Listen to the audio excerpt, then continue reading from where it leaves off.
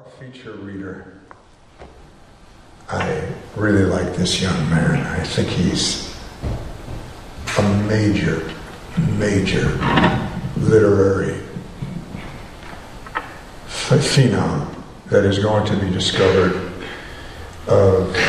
Published 2 of the book's collections, Life at Jejune Halls, or The Thoughts on the Shuttering of the Generational Chassis. That is one. And the more recent one, Febril Desiderata.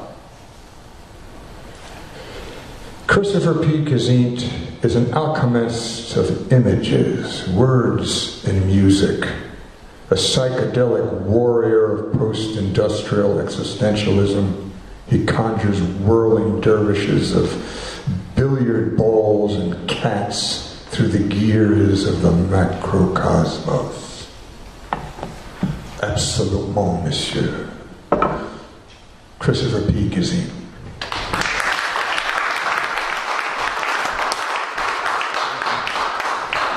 Oh, you have to do cardboard. You have it for me.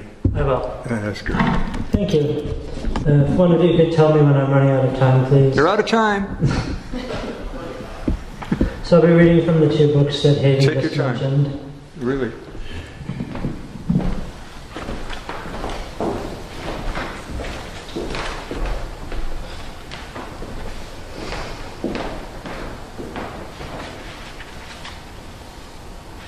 I'll start with this one. This is actually a CAPTCHA poem. I don't know if you've ever been online and you have to enter a word that they show you in order to prove that you're human, I suppose. So I was filling one of those out and the 2 words were decayed and reconnaissance. So I wrote a poem called Decayed Reconnaissance. I was there when it all went to hell. My eyes blinked as a photographic lens capturing the clock's fading glory. I stood by and watched as they paved the hoof-worn dirt and cobblestone streets and relegated the children to the schoolyards where their rhymes and secret codes could be corrupted by a gerontocentric world of money and sex.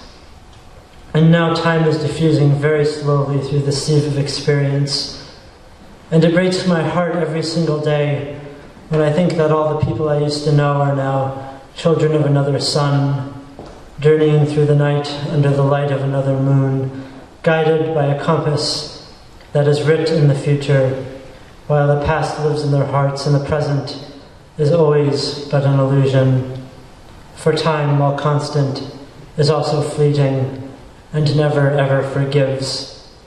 And as sure as a man must die, so must these temporal currents be passed down from generation to generation.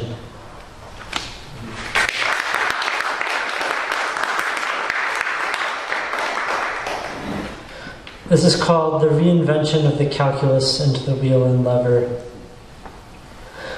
Life is an anarchist chess match, and the queen will always spare her own life to protect the king, while knights and bishops trade places and pawns give themselves in to bloody sacrifice.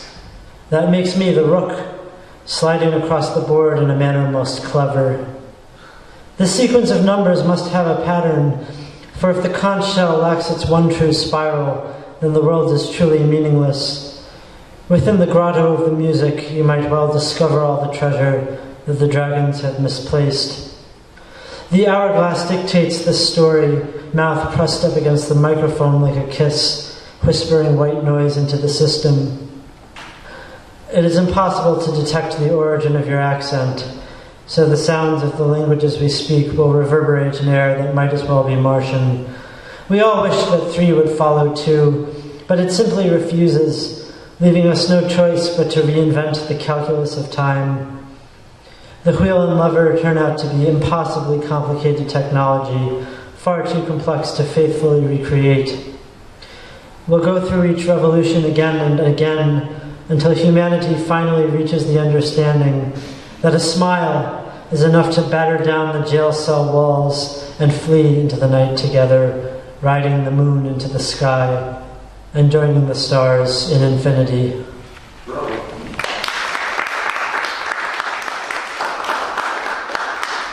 Here's another poem with a cheerful ending. The Factory. There is solace in darkness, sanctuary in the blackest void, relief to escape from the clutches of Mephistopheles' claws, and finally lie contented in his belly when the candle is snuffed and the flame is at last extinguished. Simultaneously, love-drunk stumblings represent immaculate perfection once more, and I, having completed my journey across the long fallow pasture of lovelessness, must be wary of every door and window. The lugubrious catharsis of vicarious mortality has passed, and the well of anthropic simulacra has run dry. Love must be put to bed, but saving some fatal sickness will awaken. Somewhere far away, in between the skylines and the clover leaves, there is a factory where lives and loves are fabricated from wool and cotton, and you and I were manufactured from steel and titanium. So sleep, my heart, and I will join you on the morrow for a beauteous sunrise, and all will be well.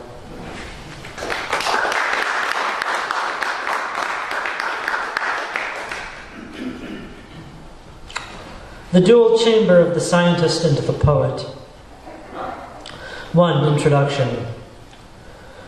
Twofold semiotic avatar, encapsulated by the glowing penumbra of a sepulchre, holy by its own manifest right, though not so demotic as to satiate a common hunger. Leaping flames and burning embers illuminate a semaphore system of ritual perception, revealing the artifact and the talisman. 2. The dual monarchy. Behold first the artifact. Its ancient features are keenly detailed by the lambent glow.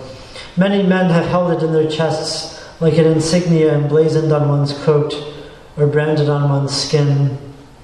It leads the way from the depths of the cave out to where light may shine and where the primal knot may someday be unfurled. Behold then the talisman. It is indistinct but beautiful, its pulchritude in fact arising from its vagueness. Jewels can be glimpsed drifting in and out of the fog, but they cannot be held. Their nature cannot be examined under any mortal eyeglass. It is a veritable facsimile of the beholder, guiding one beneath the stars, making a map of the random flickers of the night sky. 3. The merging of the brothers. The Tsar of the Valley enters the chamber, unsure of where on the length of the road he stands, but aware of an imminent nexus, and with the definite goal of unification. He raises his arms and summons a spell rehearsed discreetly in his dreams, and initiates a concentrated fusion contained within his innermost self. And as he proudly observes the reaction, artifact and talisman becoming one, he retreats from the chamber back into the upper echelon of emotion, knowing that his duty is done.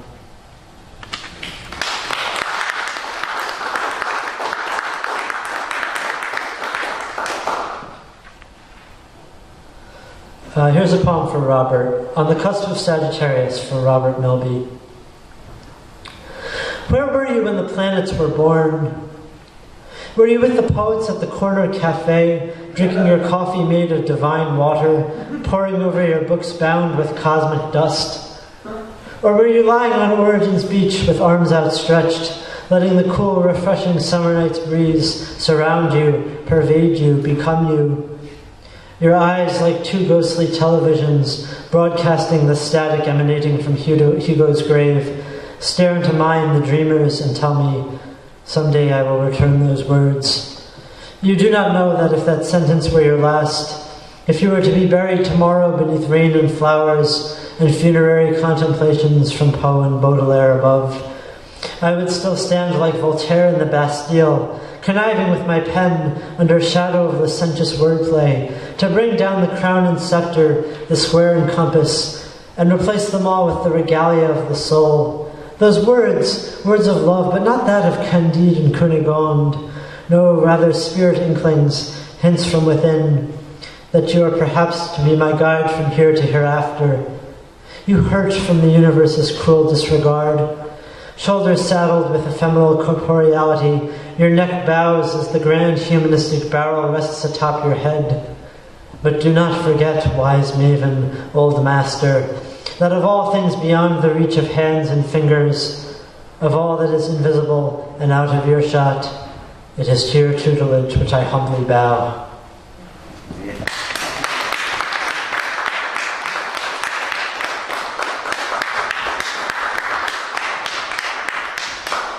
The piano. Layers of reverb emanate from hidden strings in a high-ceilinged chamber where optimism meets nostalgia. The master sits upon the bench with white-powdered wig, forming major and minor chords intertwining to produce an atmosphere of mystery, suspensions and arpeggios leaping from within the maple wood from which the antique instrument is constructed. Maturity is tantamount to weariness. Thanks must be given where deserved, but we must also recognize those sorrows which have been vested upon us. Time's inexorable march sees language misunderstood, post-Babylonites spouting nonsense at one another. The tree takes a last glance at the axe that has felled it, memories fluttering like a funerary pillow fight through the pure winter air in between the snowflakes. Forgetting what we're looking for, we stumble across the steps and end up in communion with the wild animals whose bestial instincts dictate our every action.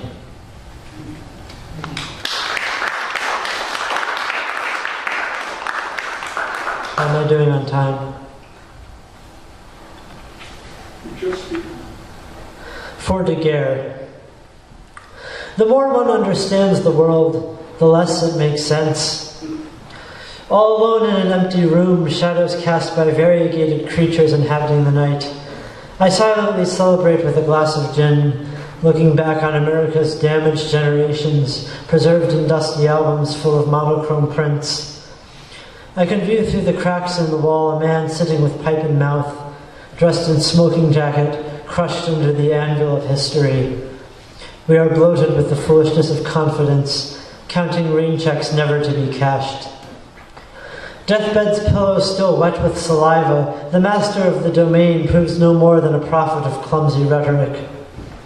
1 hour I stand atop the highest boulder, rearranging the stars into my own solemn zodiac, raising mountains into the sky, and pouring rivers across plains. The next I lie naked in the snow, every crystal chilling me into submission, but at least this is living.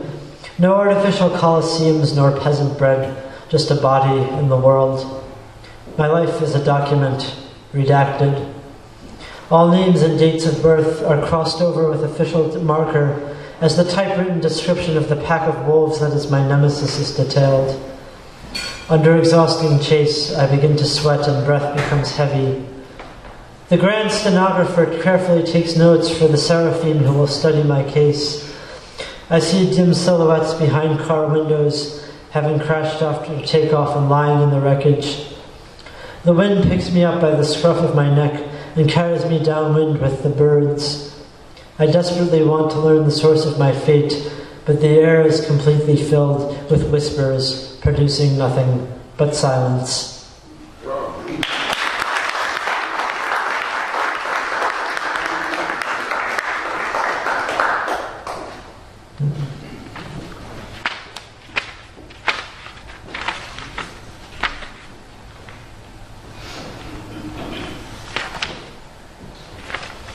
Someday, but not today. Someday, but not today, the canonization of flowers will transform the religion of the earth until rocks become oracles again, and we all kneel in prayer, naked to the cleansing energy of the mountain air. Someday, but not today, silent carnaroses will burn in the kiln as ancient dark rooms are at last flooded with light, and the ruination of memory is completed. Someday, but not today, heavy turbulence will bring down the alchemical airplane, signs and signals all mixed up by the men whose job it is to direct confused vehicles of thought, burning up the crops and bringing about the drought of all centuries. Someday, but not today, the smokestacks will breathe humanity, and city streets will rot in chaos, silhouettes donned with top hats, directing the play across the stage until it crashes. Someday, but not today, the sky will turn red and rain fire, but we will crouch in the caves, savoring the dank echoes that transform the darkness into a kind of shelter. Someday, but not today.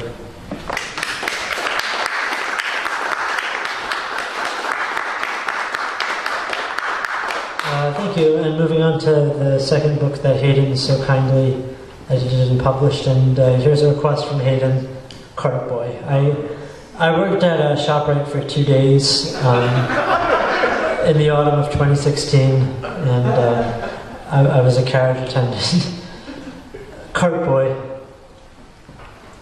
The doomed sun traces a parabola through the sky. I am an eximious carriage attendant, although I prefer to be called Cart Boy. I wrangle those rogue bastards that wish to dent cars and provide insurance paydays for irritated customers who simply wanted a gallon of milk. The mischievous wind is complicit in this plot, respiring across continents to reach the parking lot of the neighborhood supermarket. I am a streak of one, solitary and brooding, and wondering why I couldn't have gotten a job at a cafe somewhere. I desperately wish to have a superpower, so I lie supine in my bed, meditating on a zoological garden. The moon rises on the shopping center, and I clock out, just as I clock out of consciousness when the calendar flips to the new day.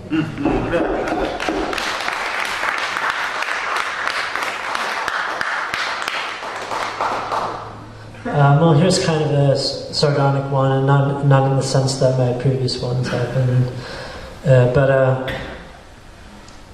I'm among the crowd who aren't overly impressed by the poetry published in the New Yorker, so here's an ode to the quackademics. Untitled. And this is all lowercase, by the way. In poetry today, if you open the New Yorker or any other respectable literary publication, you will find poems about washing the dishes, with every single line starting with a lowercase letter, of course. And new stanzas will begin like the new day beginning through the dish towel curtains in your bedroom. And it's off limits to talk about anything existential, anything of interest to Camus or Sartre or Kierkegaard, because it's clearly more clever to write about washing the dishes, so long as the lines begin and end in the middle of sentences, so that it is difficult to follow a thought. But maybe that's the point.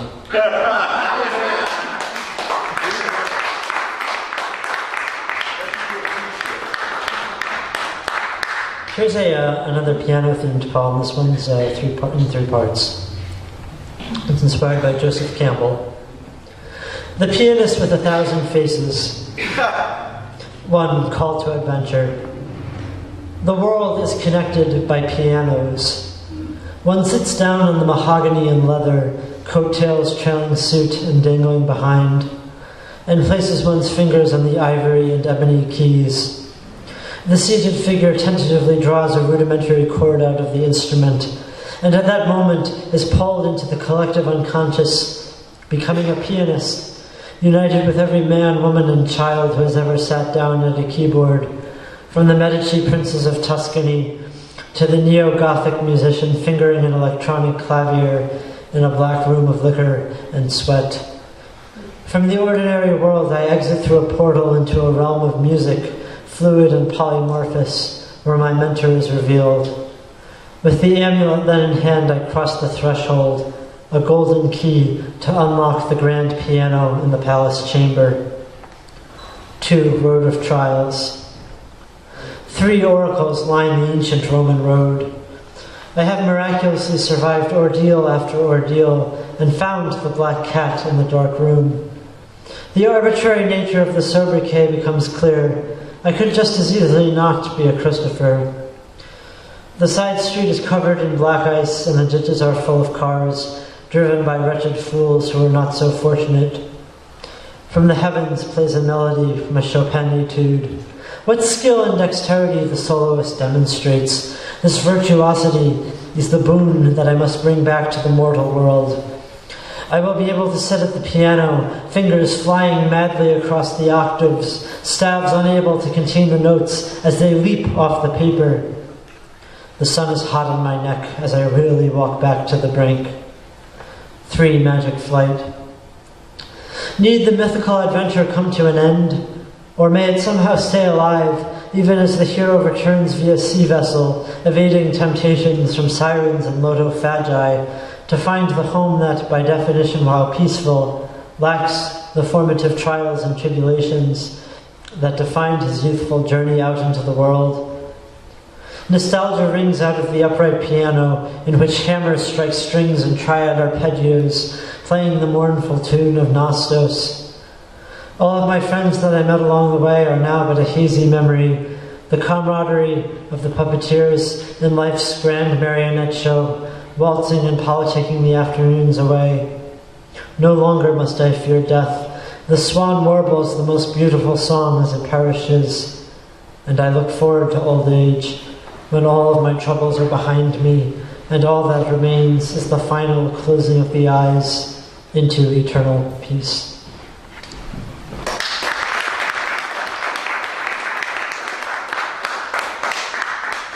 Thank you. This poem, the title is Amon de Green.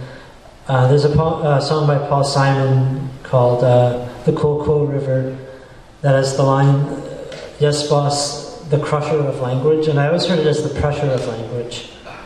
So this is called The Pressure of Language. I hide behind my winter whiskers as I engage in the morning quaff, and coffee stains my mustache. What luck that they are both brown, unlike my white shirt, which suffers collateral damage. In order to be understood, we open our mouths and utter pulmonic aggressives shaped by manner and place of articulation. Then may we have a meaningless discussion on which cut of oatmeal is the most toothsome.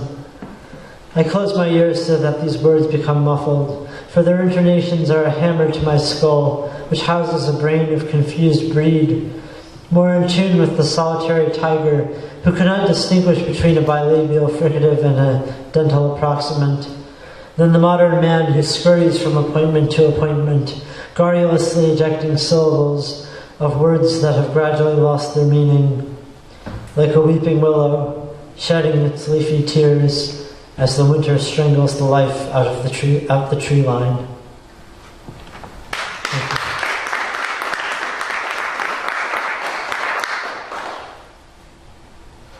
I've been working at the Putnam Valley Library for about 2 years and 2 months, and I wrote this when I started working there with my first director in mind, Marjorie Federici, so I really should have dedicated this to her, but in any case, this is called The Collapsing Library. Could knowledge really triumph over ignorance? The last librarian scurries around her domain, shelving books to atone for her first scion, lost at 27 years to suburban venin, cut off from his tree with the hacksaw of sorrow. She publishes materials to reach out to xenoglots, unaware of the grammatical mistakes slithering through the foreign lexicon. The community room is empty, save for 2 plants that no longer cry out for water, and the old building creaks and cracks as it threatens to collapse into the brook. I stand in the old farm road and watch. Yes, this is the end. No longer will patrons peruse the books from whose time-worn yellowed pages the scent of ancient intellect wafts. Never again will researchers examine documents to put together biographies of men who wore tweed jackets and smoked Cuban cigars. Now information exists only in the minds of lonely experts who wander mountains and plains and fields, doing all they can to salvage a world that is falling apart at its seams, and whose tape has been erased by the grand magnet that is kept in the custody of a wayward god.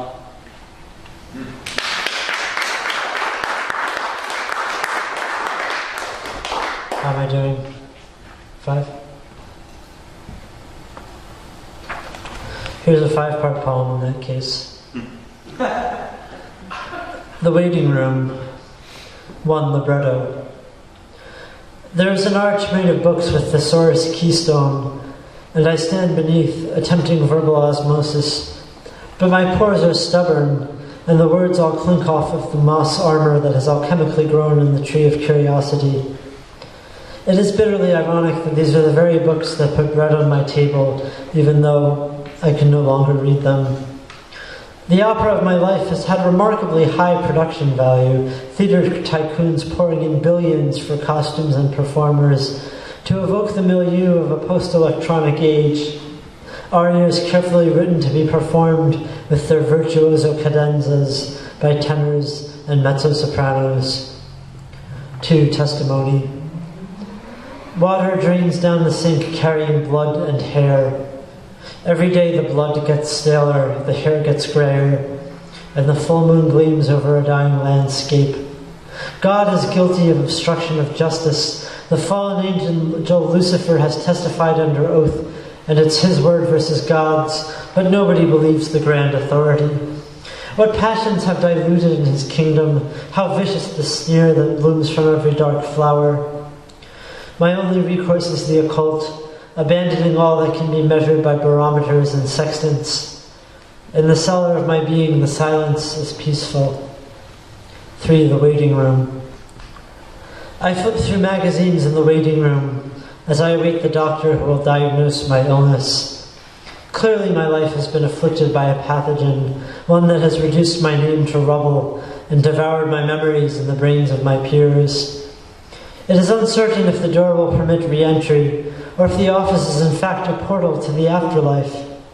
If this is it, if the path out of my bed is one way, then the crystal ball I hold in my heart must shatter into 6,000 pieces as the shards of my soul fly into the universe, releasing at last the affliction, the parasite that ails my aching mind. Here I sit, shaking, trembling, waiting. 4. Checkmate. There is a hill in the distance bathed in white rings of fog and mist, crest shining like an auric halo. I approach eagerly with my mantis limbs, but when I arrive the footing is fatally unsteady. I close my eyes and try to relegate the peak to the vault of my mind, where the refuse of desire can be locked up and mercifully forgotten. My queen is pinned against her king on the chessboard that defies monochrome tradition and overflows with a gallimaufry of colors. The game is nearing its end. The king who wears the crown of a strange and absurd kingdom has nowhere left to go without threat of capture. I reach my hand out to shake that of my opponent, but it is greeted only by an unsettling silence, for the limbs of the divine have no physical form. 5. A denouement of the soul. The plot is full of red herrings and MacGuffins. Characters make their introductions, develop through wild romances and adventures, and meet their inevitable demises as the story cycles through the generations. Hope possesses 2 opposite poles.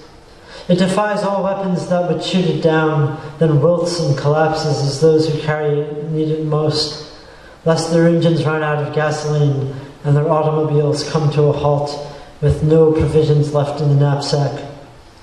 Though the author of this tale is yet young compared to the celestial bodies that predate his pen, he is hardly pretentious to write of such weighty matters, because even in their infancy, those who create stories from yarn and needlecraft are acutely aware of the pain infused in the nimbi.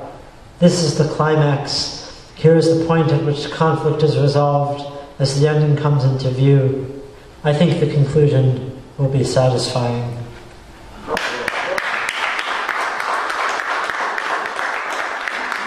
May I read one quick more? 2?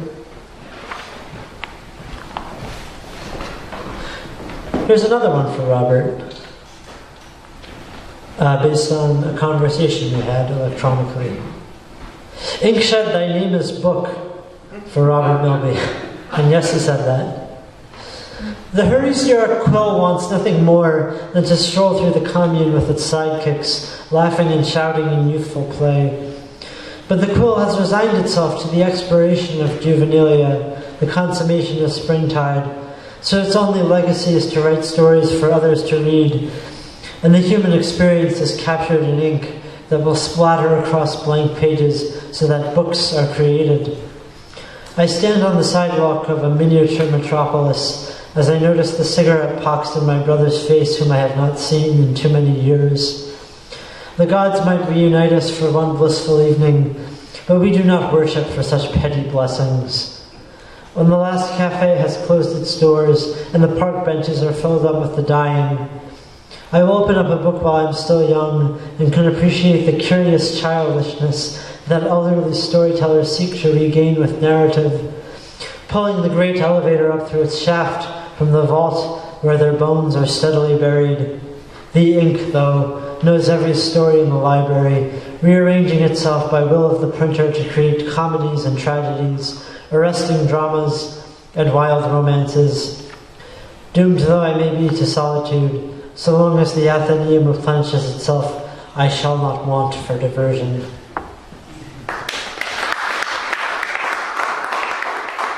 And to finish, this is a prose poem, and this is the conclusion of my second book, Schengen Zone. Of course I never believed you when you said I'd become famous. If anything, you maverick, you factotum, would grace the headlines of the corner papers. But now as I sit with a €5 note marking my place in a book, I realize that all border controls have been abolished between minds and the great system of superego to which we belong. It's truly an economic boon. Now trucks and streetcars and trains can come and go without presenting a passport, and ideational goods can be exchanged. The modern becomes the postmodern, and the postmodern becomes us, sitting in a coffee house, sipping words, chewing on philosophy. In what stories we may read, thoughts pour forth and join the Mediterranean, establishing trade routes for the passage of time. This is the world with all frontiers done away with, revolutionary insofar as ink can invade the bloodstream, collapsing the columns of intellectual fascism, creating a market of doctrine for all to join in. Thank you for listening.